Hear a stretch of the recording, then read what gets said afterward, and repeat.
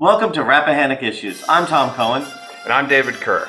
And we're going to be looking at topics that are of interest to our community, both regionally and to the state.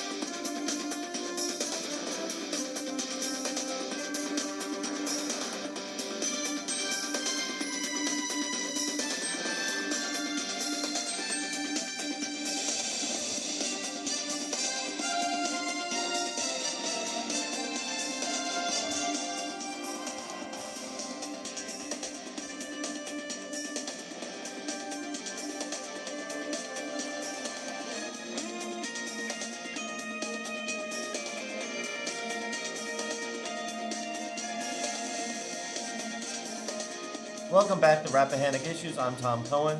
We're talking about our road system in our area, and who better to talk about it than Hap Connors. Hap Connors is a member of the Commonwealth Transportation Board for the Fredericksburg District. He also served on the Spotsylvania Board of Supervisors for 9 years. So he's aware of now the state issues as well as the local issues. So thanks for being on, Hap. Thank you, Tom. I appreciate the opportunity. Oh, well, it's great to have you. Congratulations on this show. Oh, thank you.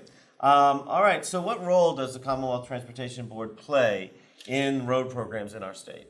The Commonwealth Transportation Board is established by law. It's a citizen committee made up of 14 citizen members appointed by the governor, also coupled with the 4 members, the Commonwealth Secretary of Transportation, VDOT Commissioner, the Director of Department of Rails and Public Transit, as well as the Ports Authority. So it's an 18-member group that basically decides where funding goes in the Commonwealth.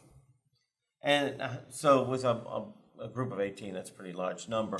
How are the decisions made about funding and prioritizing what project, what region of the state, things of that nature? Well, we're broken up into 9 different districts. I represent the Fredericksburg District, which encompasses 14 counties that go all the way from here to the Fredericksburg region down to the Northern Neck and Middle Peninsula. Rather large, very different priorities, very different needs. So we basically, the decisions, the priorities come from the regions. From, in this area, the Metropolitan Planning Organization, which is otherwise affectionately known as FAMPO. They make the decisions on interstates, primary roads and secondary roads, as well as their rural rustic roads and other enhancement projects. So it's a bottom-up process that comes from the regions, from the counties, to us, and we decide how the money is allocated. And a lot of people don't realize that in Virginia, I think it was in 26 or 24, the state took over operation of the roads. So there's a lot of people who are from other states, and we have a lot of those people, will sit there and wonder, why is it that this county or that county isn't building more roads? But really, it's a state requirement. It is. We were one of 3 states, North Carolina and Texas, of the 2 other states, that basically have primary responsibility for all transportation, not just roads, but ports, air, in the country, in this state. But you know, it's increasingly becoming a hybrid model. More and more, you're seeing local governments and regional governments taking over or taking some responsibility for road projects and even funding. Last year, the General Assembly approved districts in Hampton Roads and Northern Virginia to basically to now allow them to raise their own monies and to take some ownership of their road management. Henrico and also Arlington also have responsibility for their road projects. So state has overall responsibility, but there is some devolution happening that takes these things down to the local level. And I think I honestly believe that's what the future is going to entail. Is going to be more devolution as we try to manage our road systems and our transportation systems, our multimodal transportation systems, because I'll tell you, on a good day, even though the funding bill that was passed 2 years ago by the General Assembly and Governor McDonnell was very helpful, it is by no means going to solve all our problems. So we're going to have to take, in this region, we're going to have to be more proactive and creative in taking control of our own destiny.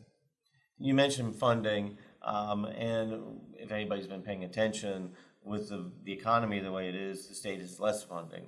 And so the state is looking at changing some of its priorities, and there's some controversy about the prioritization process. So can you speak to that? I can. Well, it's a good point because everybody, I'm hearing in Spotsylvania County, and this is rather discouraging, that we don't have to do anything in Spotsylvania County or in this region because the state took care of the funding problem with the passage of HB 2313. This is the funding bill, which basically diversified the revenue streams that fund the transportation fund.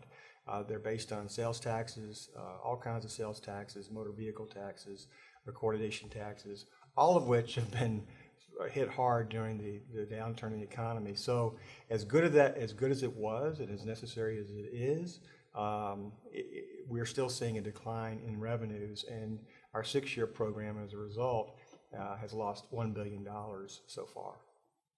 And just so people understand the deciding about what to expand, there's been some talk in some areas Charlottesville is getting more money, our areas having some certain cuts. So how is that decided, and sort of the timeline on that? Well, coupled with the declining revenues in the funding, which is causing us to make some adjustments, we have this thing called HB2, this prioritization process. So the so-called cuts you see happening in our regions are rather a diversion of monies for projects that are going to have to go into that pot called the prioritization pot. And they will go through a process based on metrics to see which one deserves more funding or which one deserves to go through. I am very confident that our I-95 projects will pass full muster and get funding back for those projects.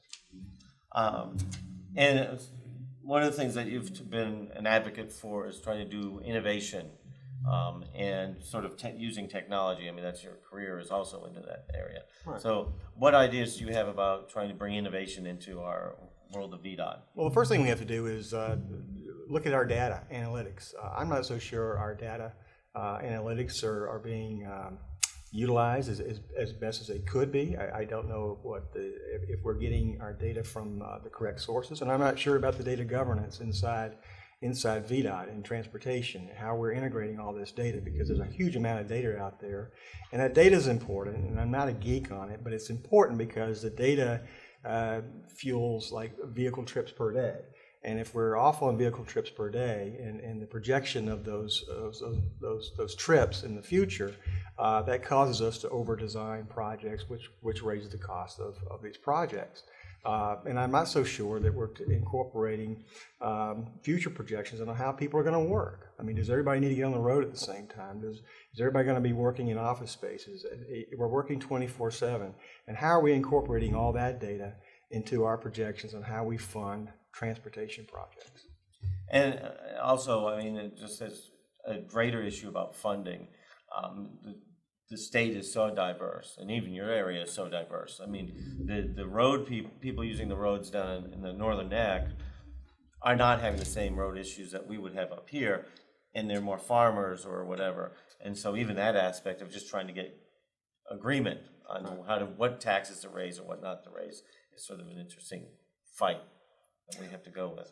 That's going to be a challenge, and our priorities are different, and this comes under the prioritization plan again. Up here, congestion management is the #1 issue. Down there in Northern Neck, in Middle Peninsula, economic development and public safety are the primary issues. So we're going to have to incorporate those disparate priorities into this prioritization plan, which makes it even more challenging. So in other words, we're a complex world with complex problems and complex decision making, and it's not going to be just right over the overpass to get onto the road. It's going to take a little bit more time. So this wraps up our segment about roads with Hap Connors. Thank you very much. And we hope that you will come back after the break to have a more localized aspect dealing with roads. So come on out and back.